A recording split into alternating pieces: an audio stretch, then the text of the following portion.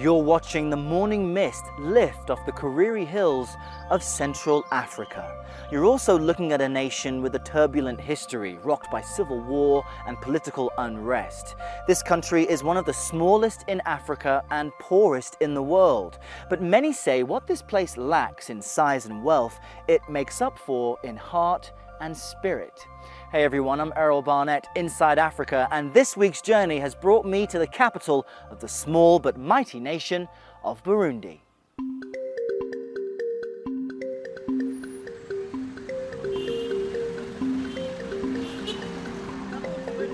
Nestled next to one of Africa's biggest countries, the DRC, the Republic of Burundi sits south of one of the continent's smallest nations, Rwanda, and is west of Tanzania.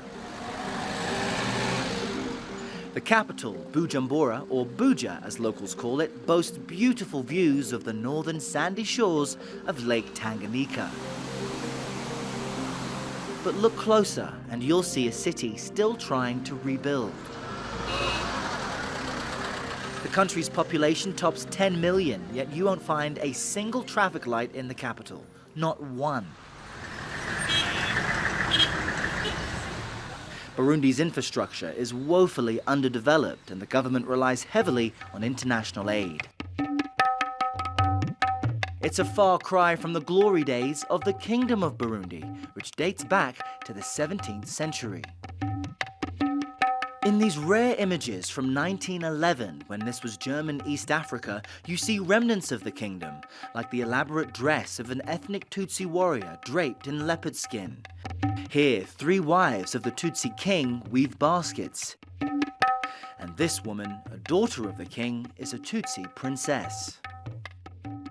Now, talk to me about this hut right behind us. This is a typical hut for a king during these times. Yeah, this is a kingdom house. The king was living in the same house, and then they have a kettle. Nestor Manarakila has worked at the Musée Vivant, or Living Museum, in Buja for 20 years. He explains that for the Tutsi, owning cattle equaled wealth, so it distinguished them from the Hutu majority and a third ethnic group called the Twa.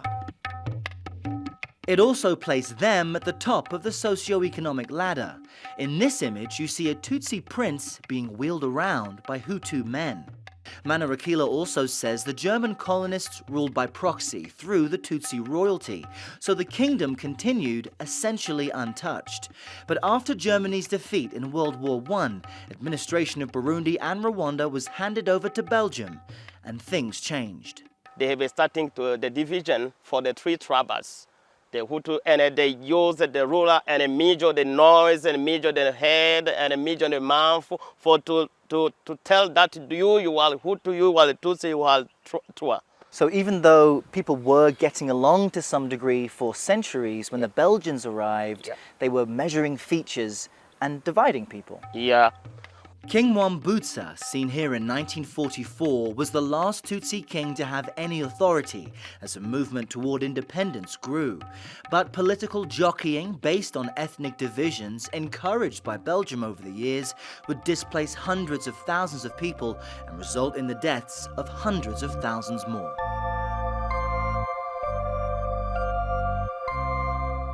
Now, as you walk around Buja, you'll see many monuments for the fallen. This one is of Prince Louis Rwagasore. He was a son of the Tutsi king and pushed for independence but was assassinated before it was realized in 1962. That was followed by years of conflict and coups. Just across the street in this direction, there's a monument for the first Hutu president, Ndadaye Melchior. He, along with others, were assassinated in 1993 in an event which sparked the 10-year civil war. A very fragile peace has only existed here for about a decade, so in a very real way, ethnic divisions have been a reality in this part of Africa for generations. Everyone here has suffered in some way, shape or form because of conflict, particularly children. Half of this country's population is under the age of 18, and there's an estimated 500,000 orphan children due to the civil war and HIV/AIDS, many of them living on the streets. As we tour the city, we see them everywhere. Now, as we've been driving around, we noticed a bit of a commotion around this tree you see behind me. Apparently, some local street children were being chased by the police. You can see the police now over my left shoulder. Well, those kids ran up to the top of this very tall tree, and if you look closely, you can still see them there now, hiding and waiting. The regional police commissioner tells me the boys in the tree are suspected of theft, a common offence.